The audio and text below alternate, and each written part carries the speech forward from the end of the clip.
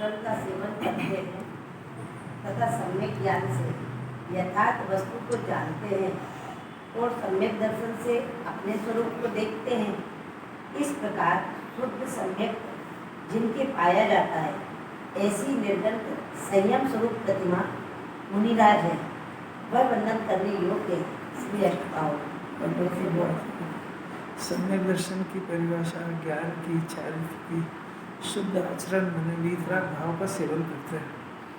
सम्यक ज्ञान से यथार्थ वस्तु को, यथार्थ वस्तु में द्रव्य पर्याय मिला करके वस्तु है, द्रव्य गुण पर्याय इन सबको यथार्थ रूप से जानते हैं और सम्यक दर्शन से अपने स्वरूप को देखते हैं, विश्वास करते हैं, भरोसा करते हैं।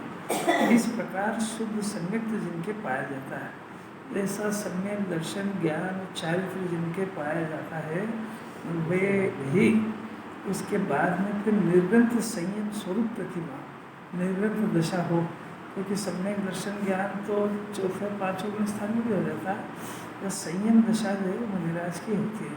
निर्ग्रंथ दशा वही वंदन करने योग्य है। अष्टपावड़ में कुंकुमाचार्य संदेश देते हैं। मुनिराज की प्रतिमा क्या है? 11 प्रतिमा में चारित्र ज्ञान और फिर दर्शन बोला। पहले चारित्र देखो अपना भावार्थ है 203 नंबर गाथा का भावार्थ। पहले वर्णाधिक गुण स्थान पर्यंत जो भाव कहे थे पहले कह चुके हैं, 25-29 तरह के बोल बोले थे। गाथा है 50 से 55 आगे करते अभी करते पहले गाथा 50 से लेके 55 तक का निकालो। 50 से 55 नंबर की गाथा है वर्णादि से, पेज नंबर 104 है, पेज नंबर 104 गाथा है, जरा सा पढ़ो कोई। जीव के वर्ण नहीं, गंध भी नहीं, रस भी नहीं, धीरे धीरे धीरे धीरे धीरे धीरे ये 29 तरह के बोल बोले हैं, इनमें सब में एकत्र पाया जाता है। तो पहले अपन इसको पढ़ चुके हैं और ऐसे ही आगे पाठ पीछे में सपाट इसको समझना जिम्मानी कहते ही नहीं, क्योंकि इनसे एकत्र तो वैसा कि वैसे ही चल रहा है। अब आएगा, ठीक है, अब ठीक। जीव के वर्ण भी नहीं है, गंध भी नहीं है, रस भी नहीं है, स्पर्श भी नहीं है, रूप भी नहीं है, शरीर भी नहीं है, संस्थान भी नहीं है, सहलन भी नहीं है, फिर राग भी नहीं है, द्वेष भी नहीं है, मोह भी नहीं है, विद्यमान नहीं है। अब नो प्रत्यय भी नहीं है, कर्म भी नहीं है, नौकर्म भी नहीं है, उसके नहीं है, उसके बने जीव के नहीं है।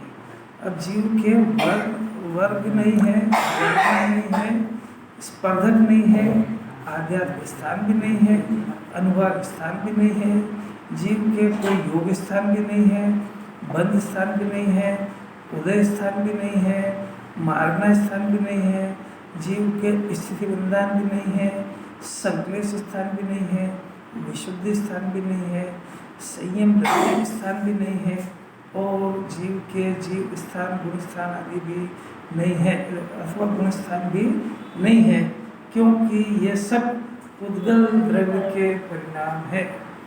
ऐसी अलौकिक बात है। इनमें सब 29 तरह के बोल रहे हैं, 29 में सब में जीव को एकत्र पाया जाता है, अनादि से पाया जाता है। यह तो पर सुनेगी उसने। अब जिसको थोड़ा सा समझना हो उसको घर पे इसको समझने का प्रयत्न करना, और अपना अंदर एकत्र चल रहा हो तो एकत्र कैसे टूटे ये अभ्यास करना।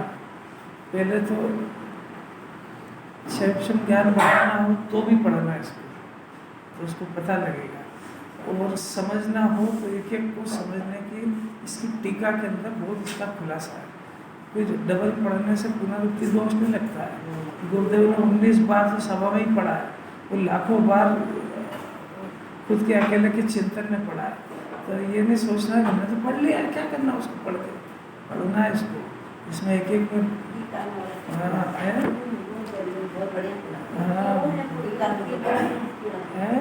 उद्गल के परिणाम क्यों है वो पूरा खुलासा है। हाँ, अगर अपने को समझना हो तो वो इनसे एकत्र तोड़ना हो तो पढ़ना, और खाली नहीं तो खाली सुन लेना, कल फिर आगे दूसरी बात सुन लेना, एक कोरम पूरा कर लेना, जैसा जिसको अच्छा लगे।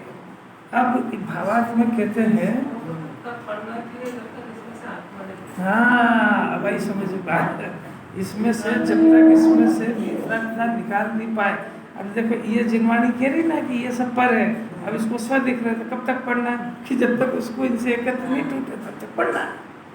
अब हर गाथा में यही आ रहा, देखो इसके भावार्थ में भी पहले हमने गुणस्थान पर्यंत यही जो भी कहे अपन ने 50 से लेके 55 तक के भाव वो कहे थे, वो सभी आत्मा में अनियत है, अनेक है, क्षणिक है, व्याभिचारी है।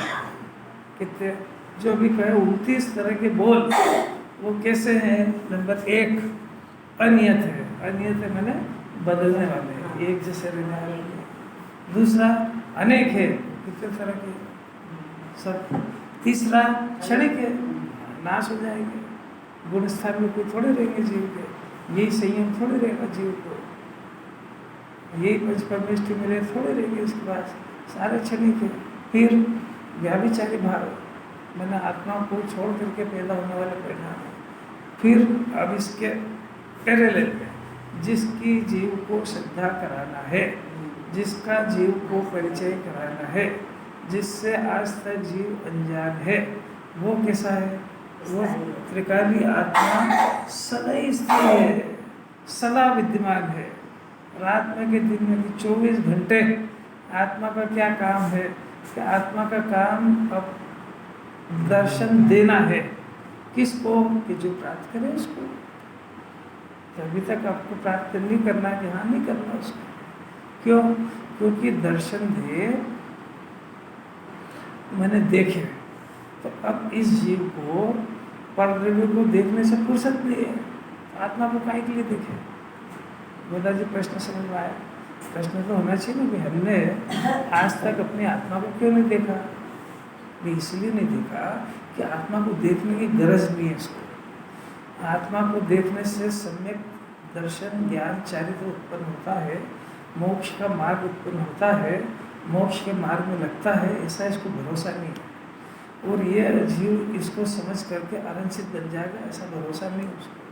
कोई 3 लोक का नाथ सर्वोत्तम बन जाएगा, जो आज ये भगवान की पूजा कर रहा है कल वेदी में ये बैठ जाएगा, ऐसा इसको भरोसा नहीं है।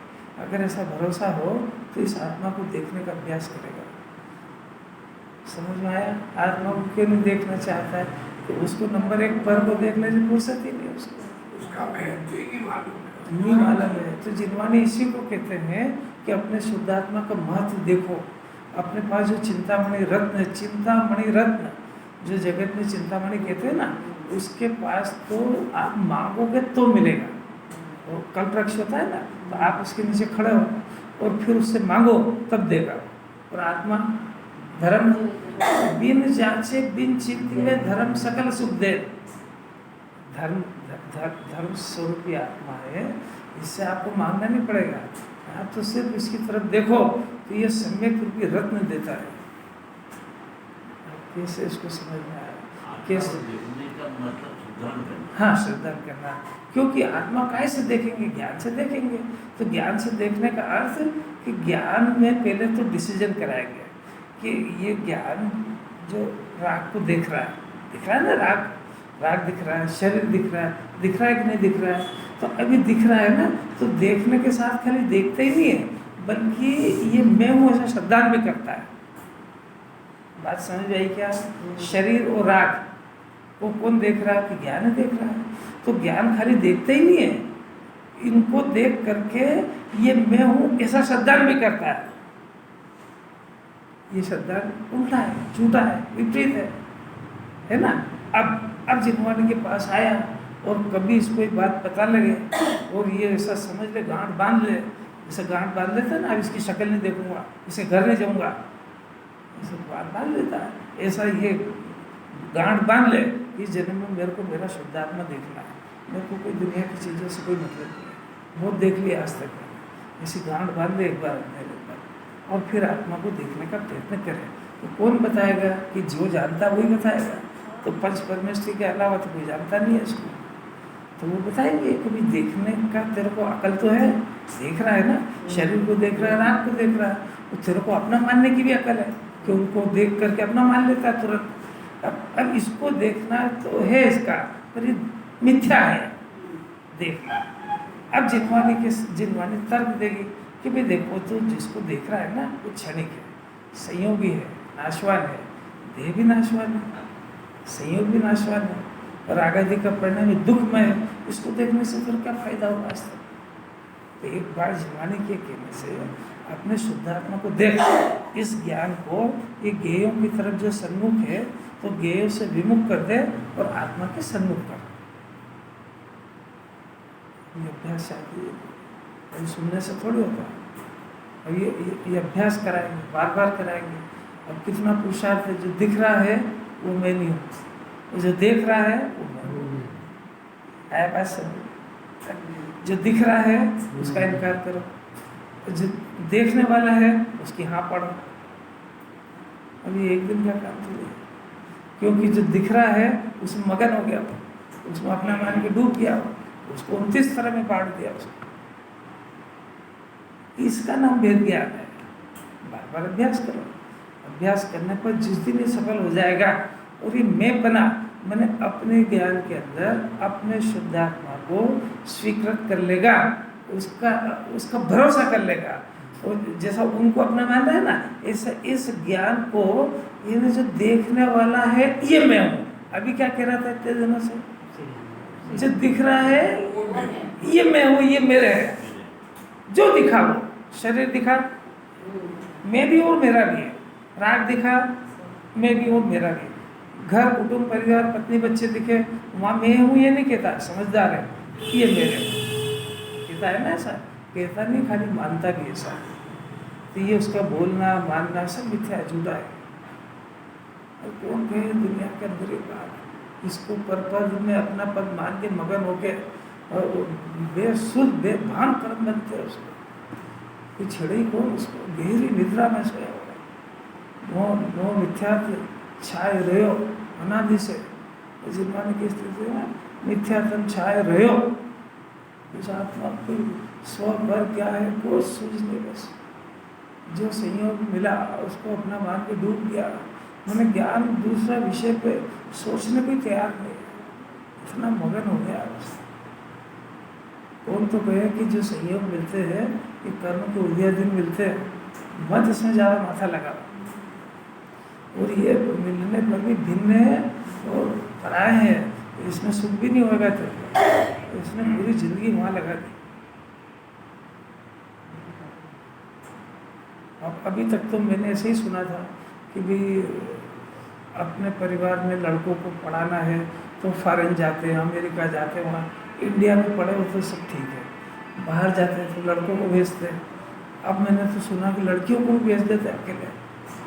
अब लड़की गई अमेरिका गई, अब उनसे पूछा भाई क्या हाल है, तो बोले कि साहब ये हाल है कि वहाँ पर रोटी तो बनती ही नहीं, एक महीने की रोटी फ्रिज में रख देते और आप उसको खाओ, और फिर खाने में क्या हो, बर्गर पिज्ज़ा और वो जो भी चीज़ें आती है, और उससे क्या तो उसका शरीर बनेगा और क्या होएगा, कैसे जिंदा है वो। गरम रोटी जिसके नसीब में नहीं हो, क्या कैरियर बनाए, वो लड़की क्या कैरियर बनाएगी।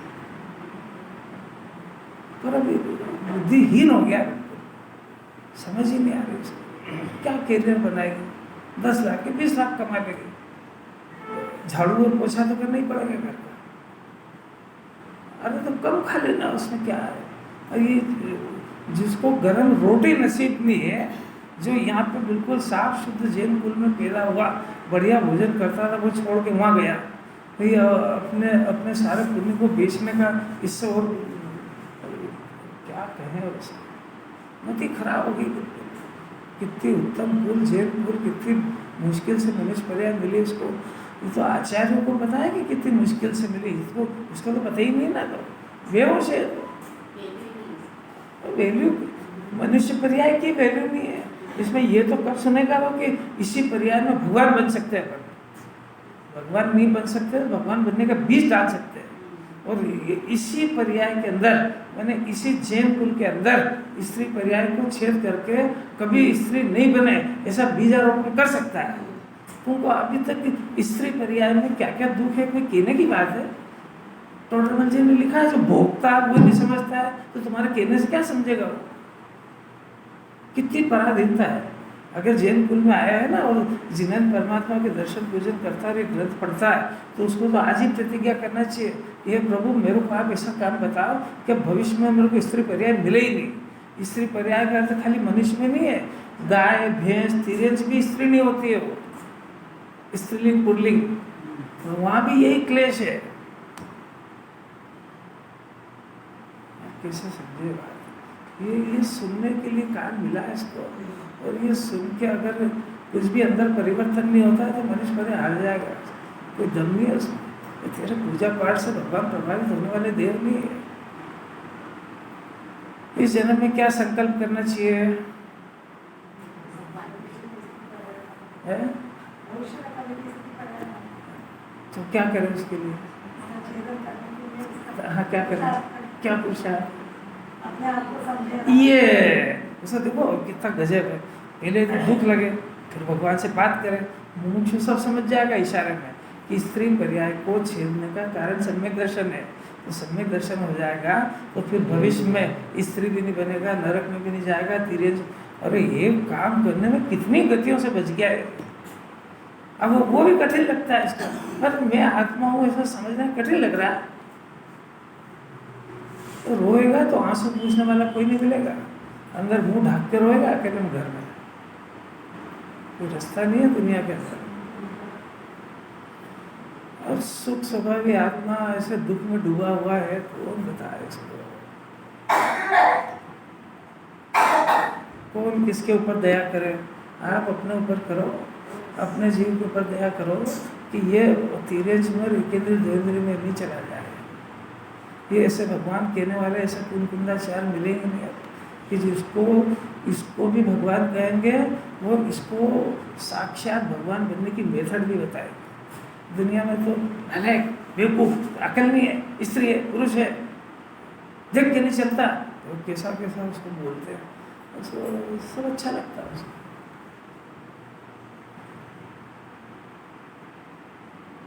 कुछ बात समझ आती है? ये देखना ही नहीं कि कुर्ते पजामे बोल रहा है ये जिन्हें भगवान के वचन है, ये सभी पे लागू पड़ते हैं।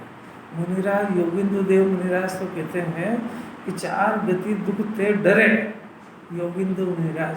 अरे साहब आप क्या कह रहे हो, आपको डर लगता है? हमने तो सुना है कि सम्यक दृष्टि के 7 भाई नहीं होते हैं और आपको डर लगता है, आप तो मुनिराज हो। कि हाँ वो 7 भाई नहीं होते हैं, वो श्रद्धा के भय नहीं है। और मेरे को ये भय है कि अगर मैं शुद्धोपयोग में लीन नहीं हो पाया तो माँ के पेट में फिर जाना पड़ेगा मेरे को।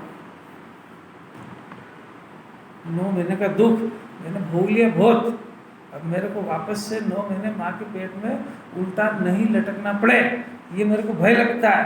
तभी तो शुद्धोपयोग में रहने का अभ्यास करते हैं। इसको तो कोई डर ही नहीं, इसको तो पाप करे तो ही डरता नहीं है। तो ये बोलो अपना कलेजा टटोल में देखो, अपन दिन भर भी कथाएं करते हैं इधर उधर की, कौन सा डर लगता है इसको?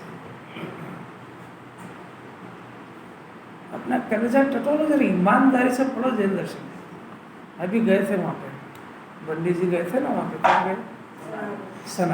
सनावत गए और वहाँ भी गए सिद्धरकोट, वहाँ पे कार्यक्रम भी सनावत में भी बढ़िया हो गए। सिद्धरकोट में भगवान के दर्शन भी हुए सिद्ध क्षेत्र के, और रास्ते में बस भी खराब हुई। 2-3 काम गए ना। अब आप अपना कलेजा टटोल के देखो कि आपसे कोई पूछे यात्रा कैसी रही,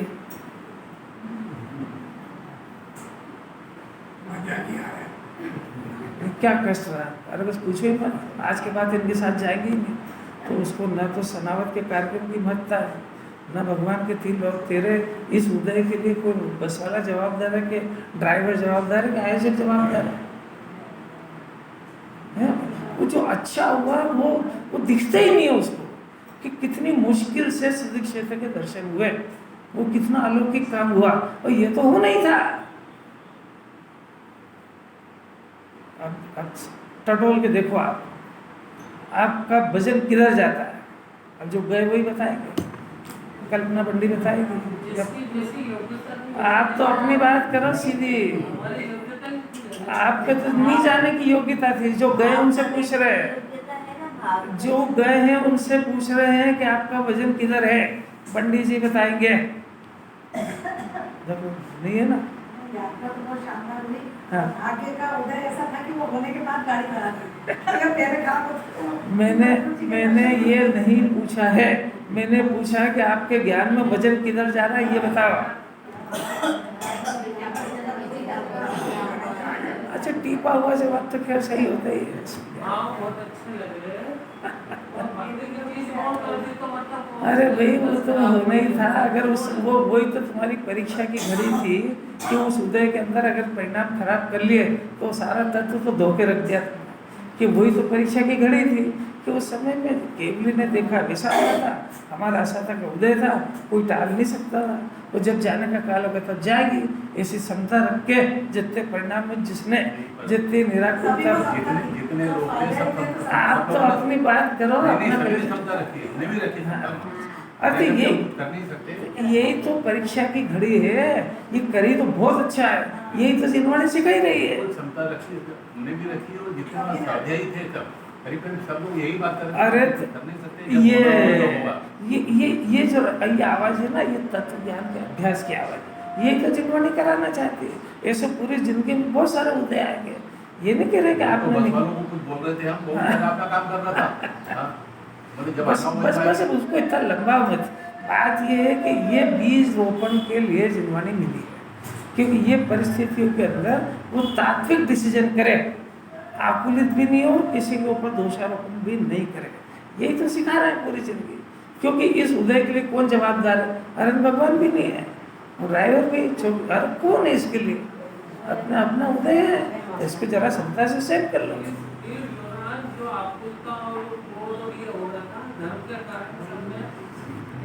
बस ये आप ये देखो कि जिनवाणी यही सिखाना चाहती है। और जो जो इसके ऊपर थे उनके कर्मों के बंधन तो हुए, पर उनके इस योग्यता वाले हुए। वो जो नहीं जानते थे वो गैर मुमुक्ष के साथ यात्रा करो, फिर देखो क्या होता है। कभी जिंदगी में न ये जाए न बोले जाए। तो ये तत्व का कोई बात समझ में आती है कि नहीं? यही तो जिनवाणी मुमुक्षु का जीवन सिखा रही है। वो समस्या का हल अपने ज्ञान में तत्व के आधार से करता है कि अपने कषाय के आधार से करता है। बस ये सिखा रहे हैं। अब ये देखना चाहिए, और उसको रही तो उसका फायदा भी उसको मिला। और खूब गालियां भी बकलो तो क्या होगा, जाएगी तो उसी समय पे वो इतना समझ जाएगा। हर जगह ये आएगा, उसको निपटना पड़ेगा। पग पग पे समस्या से निपटना पड़ेगा। और ये कितनी शांति रख पाता है, कितना भेद ज्ञान कर पाता है, कितना परिणामों में स्थिरता रखता है।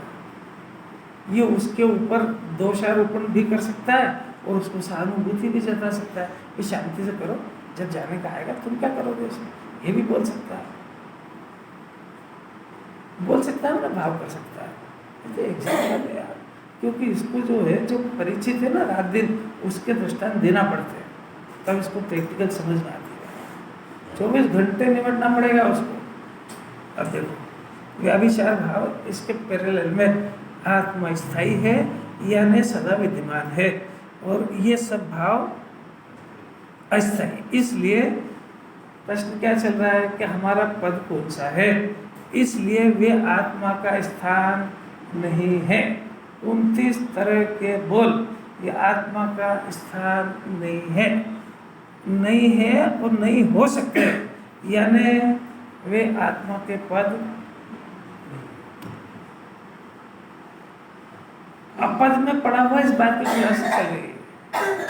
अपद है ना, अपद, ये जो 29 तरह के बोल वो अपद है। 6 डाला के अंदर वर्णादि अनुरागादि से निज भाव को निहारा किया है। याद आया क्या किसी को? जरा बोल के बताओ किसको याद आया? 6 डाला की बोली से निज भाव को निहारा किया। उसी जीव के में के हेतु मिलकर आपको आपके हाँ, गुरुमुनि ज्ञाता ज्ञान ये हाँ, ज्ञान ज्ञाता ज्ञेय विकल्प विकल्प न जहाँ हाँ कैसी अलौकिक देव हर जगह आखिर में अपने अपने इसके अंदर मैं ज्ञानानंद स्वभावी हूँ। इसमें भी 29 बोलों को 3 भाव में ले लिया। मैं रंग राग से भेद से भिन्न निराला, सब जगह तत्व है। रंग में पांचों स्पर्श आ गए, राग में सारा विभाव आ गया, भेद में आत्मा के भेद आ गए, मैं इन सबसे भिन्न निराला ज्ञानानंद स्वभाव की स्तुति में आ गया, पूरा भेद गया। राम जी ने आखिरी में भी तो कहा है, कहाँ रजो पद में न तेरो ये पद है। अपने को अब दो लोग से पद रचे। अपने को लगता है कि पद में रचे हुए हैं। आखिरी वर्ड। लगना चाहिए, इसलिए पढ़ा रहे हैं। अब ये वो दौलत राम जी अपने आप को समझा रहे हैं। वो कह रहे ये काम परपद में रचा हुआ है। हाँ। अब अपन तो दूसरे को सुना देते हैं कि तू कहाँ परपद में रचा हुआ है यार, हमारे साथ चला कर स्वाध्याय पर, तू कितना सीखा है। वो तेरा कैरेक्टर देखता है जब आएगा यहाँ पर। यही बात समझ में बहुत कठिन है। बहू से कहो कि चलो स्वाध्याय पर, तो कि देख लिया, आपको देख लिया हमने, वहाँ आपने क्या सीखा, हो गया ना। बदनाम इसने करा, यहाँ की क्या कमी थी। इतनी ताकत है यार, इसको कितना समझने को क्या इज्जत उतार दी कि नहीं उसने 2 मिनट। मैंने जिनवाणी का अंश भी नहीं उतरा ना अपने अंदर, भाषा में, बोलचाल में, सब में परिवर्तन आना चाहिए उसको। खुद सुधरो, ये तो बात है, खुद सुधरो। गुरुदेव से पैटर्न सीखो जरा जैन दर्शन को समझने की पद्धति समझना जरा। पुण्य भाव को हे जिनवाणी ने कहा है, कहा है कि उपाध्याय का क्या कहा है, कहा है ना। अब दूसरी बात, ये है कहने का अधिकार किसको है। बीच बीच में बोलना नहीं चाहिए, अगर मैं पूछूं तो बोलना चाहिए। पुण्य भाव ये है कहने का अधिकार उसको है जिसकी पर्याय में पुण्य बहुत हो। समझ आया।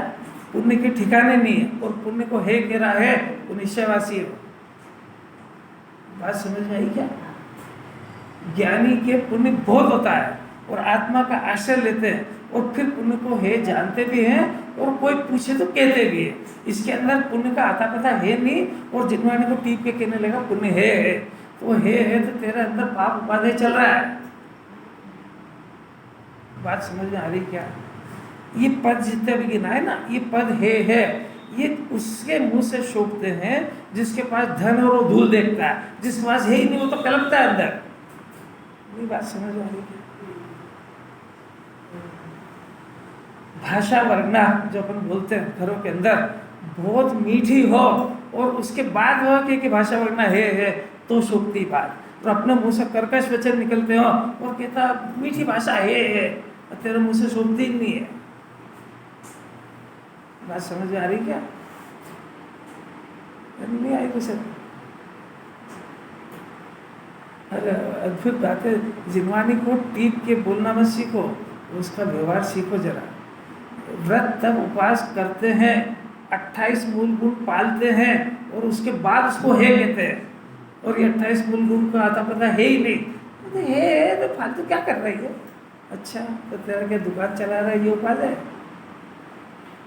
मैंने वो जो ज्ञानियों के वचन है वो किसके लिए है, वो ये सब समझने की बात है। कौन सी मेडिसिन किसके लिए लागू होती है। जिसके हरि का त्याग हो वो उसके मुंह से शोभे, इस त्याग में धर्म नहीं है, उसके मुंह से ही शोभता है। और दूसरा हरि खा रहा है, क्या इसमें धर्म थोड़ी है,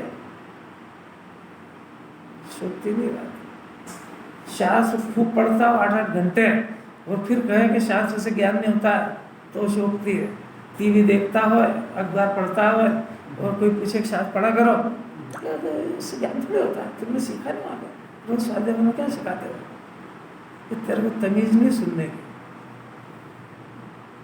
बात समझ। उस पद पे बैठ करके वो अपने अंदर पहले उत्पन्न करे, पहले पुण्य में आए फिर पुण्य को है करे। जो पुण्य में आए ही नहीं, उस पुण्य को तेरे पास है ही नहीं, उसको है कैसे करेगा। नहीं आई बात समझ। हे पहले मेरे पास तो होए, फिर उसको है कहने का अधिकार है। अब अपने पास है ही नहीं, धन पुद्गल परमाणु का ढेर है, अब अपने पास तो है ही नहीं। तो अब वो दूसरे के पास देख देख के वो कलप रहा है, ये करोड़पति हो ना, ये पुद्गल का ढेर है। अच्छा, तो तेरे को पुद्गल का ढेर दिख रहा है।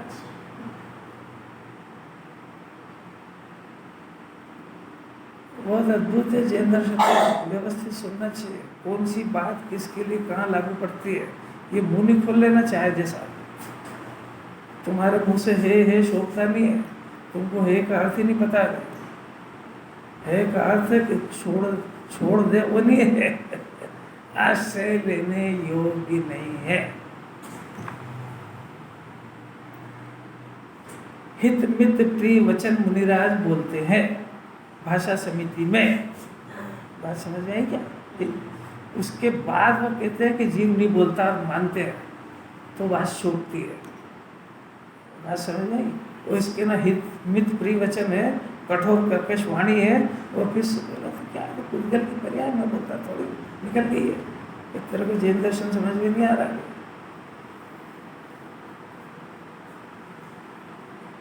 बता रहा है, समझ में आ रहा है कि नहीं आ रहा है? मतलब कहने का ये है कि जैन दर्शन को पढ़ के बोलना सीख के अपने आप को ज्ञानी मानने लगा है। ये गुरुदेव के पैटर्न को समझ ही नहीं पाया है।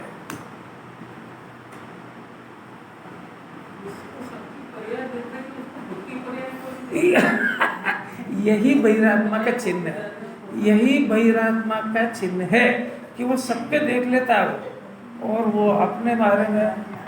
अब देखो, अभी आप पूछा ना इनसे, तो वो सबको आकुलता नहीं थी, आप तो अपनी बोलो, हमने सबको क्या पूछा, तो हमने कहाँ पूछा, आपको कोई केवल ज्ञान है क्या?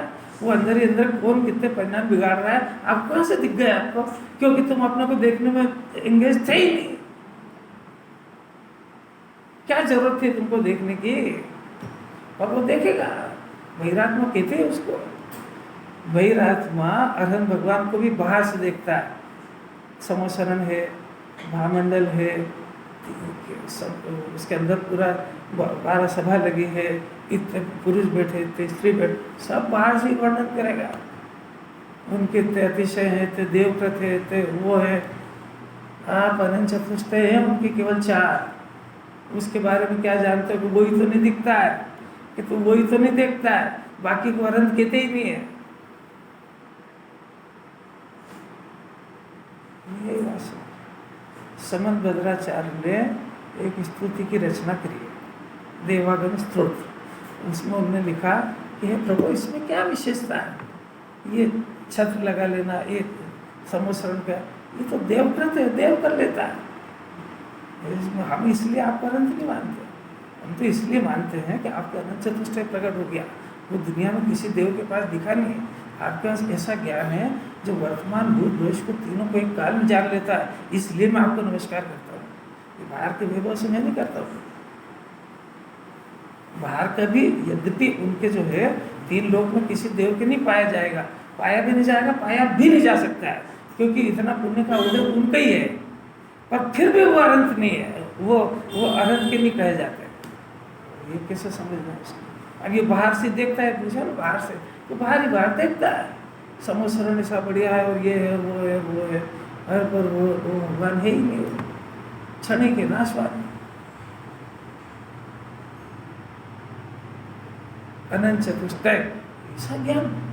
समंत भद्राचार्य विचार करते हैं, गजब हो गया प्रभु, उत्पाद वे ध्रुव, ये तीनों एक समय में, और आप देख लेते उसको।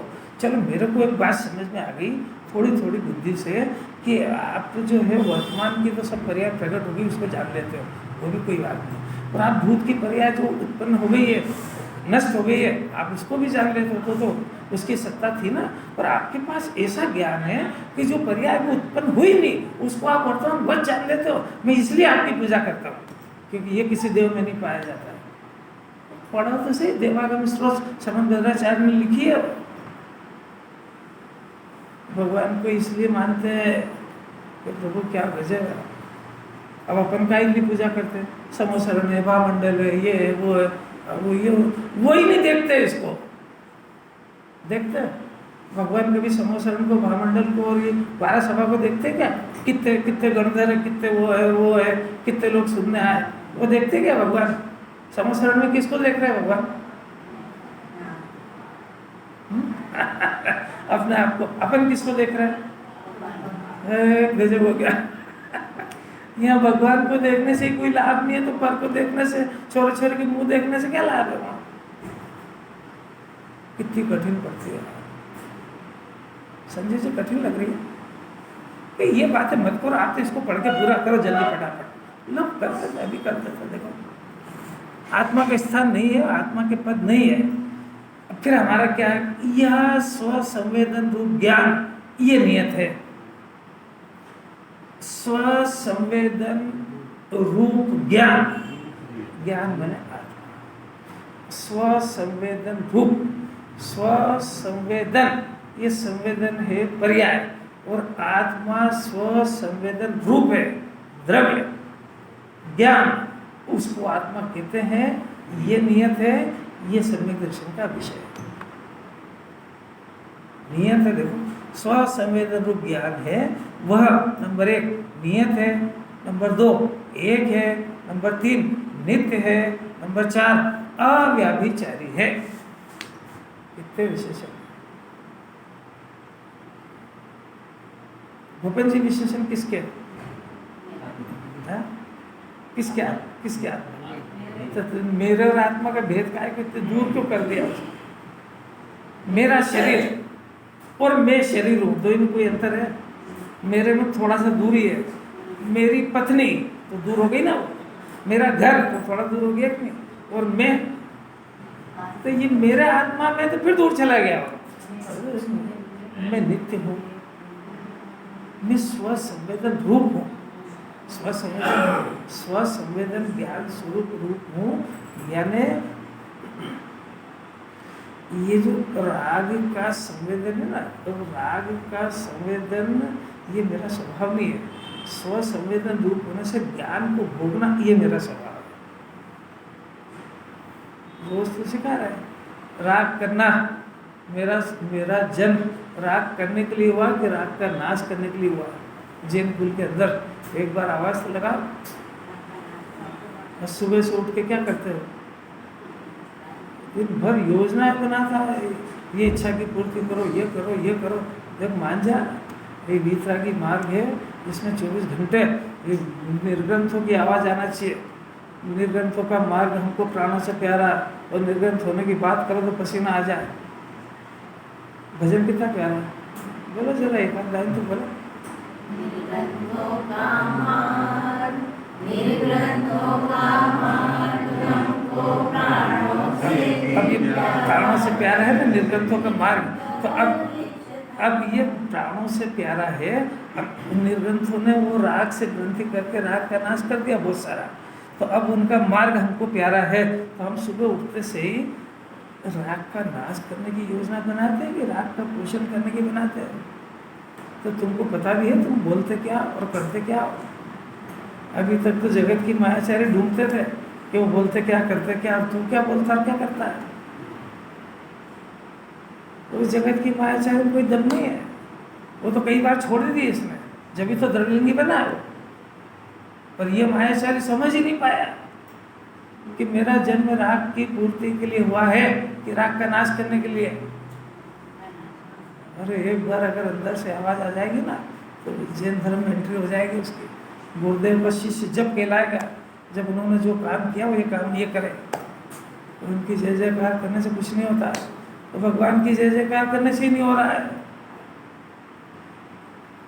तो क्या बंद कर दूंगा? अगर तू चालू ही कहाँ हुई जो बंद कर देगा?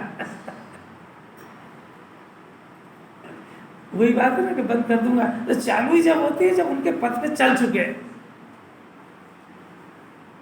यही बात है। धमकी किसको देता है? पुण्य छोड़ दूंगा, छोड़ देगा तो पहले कर तो सही, फिर छोड़ने की बात है ही नहीं। छोड़ दूंगा तो तेरा हो जब छोड़ने की बात है।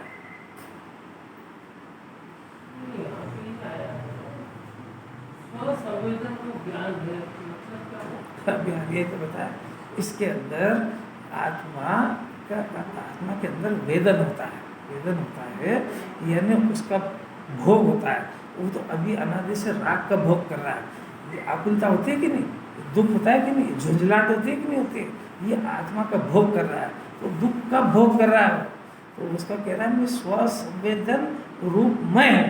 तो स्व के अंदर आत्मा के अनंत गुण और अनंत गुण के अंदर जो उसका वर्तमान का अतीन्द्रिय ज्ञान प्रकट हुआ, वो इंद्रिय ज्ञान नहीं, अतीन्द्रिय ज्ञान वो उनके प्रकट हुआ। तो निरंतर एक कषाय के अभाव की शांति और अतीन्द्रिय ज्ञान का निरंतर भोग करते हैं। तो स्व संवेदन रूप अपने को समझते हैं, ये मैं हूँ। अब इसके वो यही तो समझा रहे बार बार कि अब ये मैं हूँ, एक तो इसका विचार करें, और जब मैं नहीं हूँ उसकी एकता थोड़ी तो डीली करें। अभी उसको डीलिंग करने के बजाय 24 घंटे उठते से उसका पोषण करता है। ईमानदारी से देखो, अपन सुबह उठ के शरीर रहित होने का सोचते हैं कि इसमें कोई ये रोग, कौन सी दवा ले जाए और किस डॉक्टर को रोने जाए, ये पूछते हैं। रो नहीं जाना है उसको, क्या है, पैसे भी देगा और अपना जीवन भी बर्बाद करेगा। वो उसके हाथ में ही नहीं, तेरा हाथ में भी नहीं है, और भगवान के हाथ में भी नहीं है। जिनवाणी क्या कह रही है और अपना जीवन किस धारा में चल रहा है, कुछ थोड़ा तो समझो, चली जाएगी मनुष्य। शैव ज्ञान यही रह जाने वाला है। कोई अगली गाथा आ रही है, शैव के भेद रूप में नहीं हो। देखो अव्यभिचारी आत्मा स्थायी है, ज्ञान भी स्थायी है, इसलिए वह आत्मा का पद है। आचार्य जबरदस्ती नहीं कह रहे, तर्क से सिद्ध कर दिया। ये जो 29 तरह के बोल के सामने जो शुद्ध आत्मा वो स्थायी है और वो आत्मा का पद है और वो एक ही है, और ज्ञानियों के द्वारा आस्वाद लेने योग्य है। आस्वाद लेने योग्य है ऐसा समझ जाएगा तो थोड़ा सम्यक के सम्मुख आ जाएगा, और आस्वाद ले लेगा तो ज्ञानी बन जाएगा। आस्वाद में डूब जाएगा तो परमात्मा बन जाएगा, और राग के आस्वादन में पड़ा रहेगा तो नरक पशुपति में दिखेगा। इसलिए आत्मा का पद है, एक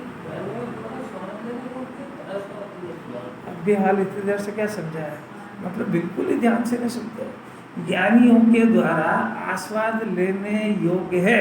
आस्वाद लेने का अर्थ होता है, ज्ञानी किसको कहा कि जो ज्ञान मैं आत्मा को अपना जानता है, मैं ज्ञान मैं हूँ ऐसा जानता है, तो उसके साथ में एक विषय के अभाव की वितराग परिणति भी चलती है और उसका आस्वादन भी निरंतर चलता है। तो उसमें जो वितराग धारा चलती है उसको ज्ञान का स्वाद कहते हैं। तो ज्ञानियों के लिए वही आस्वादन लेने योग्य है। अब जो राग रह गया है तो ज्ञानी के दो धारा चलती है, एक राग का भी आस्वादन आता है, मैंने दुख का वेदन भी होता है, पर वो हेय रूप से चलता है और ये आस्वादन लेने योग्य रूप से चलता है। ये तो हुई ज्ञानी की बात। अज्ञानी की बात, अज्ञानी को अनादि से राग का ही स्वाद आ रहा है, यानी 25 तरह की कषायों के वेदन में डूबा हुआ है। कभी क्रोध करेगा, कभी मान करेगा, माया करेगा, लोभ करेगा, खाने की आकुलता करेगा, उसकी बुद्धि खराब है बिल्कुल। गेहूं को देख करके घर के अंदर भी वो हाड़किया कुत्ता नहीं होता पागल, ऐसा चिल्ला ही करेगा, ये नहीं करा वो नहीं करा, तो नौकर भी परेशान, घर वाले भी परेशान, और कैसा हो गया। हाँ, आत्मा नहीं जानेगा तो पंच परमेष्टि को नहीं समझेगा तो सब यही करेगा। देख लेना घरों की हालत, जैनियों की और मुमुक्ष की तो और थोड़ी दिखेगी अच्छी व्यवस्थित, जरा सा इनको एक तरफ रख के देखना, और जिसके घर में तत्व नहीं है उसको देखना जीवन कैसा है। सब नारकी की तरह लड़ते हैं और शतरंज की गोटे खेलते हैं। शतरंज गोटे सोचते हैं, सासू खेलते कि बहू, दोनों। देखो ईमानदारी से देखा है, क्योंकि वो अपना उल्लू सीधा करते हैं, वो अपना करते हैं। बहुत बहुत दुर्दशा है। और जिनवाणी चलेगी सर्वार सिद्धि बन जाएगा। तो अपनी बात तो ये है कि अज्ञानी 25 तरह की कषायों का स्वाद लेता है, ले तो भी कोई आपत्ति नहीं, क्योंकि ज्ञानी भी लेते हैं, पर ज्ञानी उस 25 तरह की कषाय के स्वाद को हे जानते हैं, और वो जो आत्मा का स्वाद आया उसको आस्वादन लेने योग्य है ऐसा जानते हैं। तो इसके बल पे क्या हुआ कि वो इस आस्वादन को बढ़ाते जाते हैं और वो छूटता जाता है, आत्मा में लीन होते जाते हैं और वो दुख का आस्वादन छूटता जाता है और ये आस्वादन बढ़ता जाता है। अल्पकाल में दुख पूरा खत्म हो जाता है और केवल ज्ञान और आनंद का सुख भोगते रहते हैं, उनको रचित कहते हैं।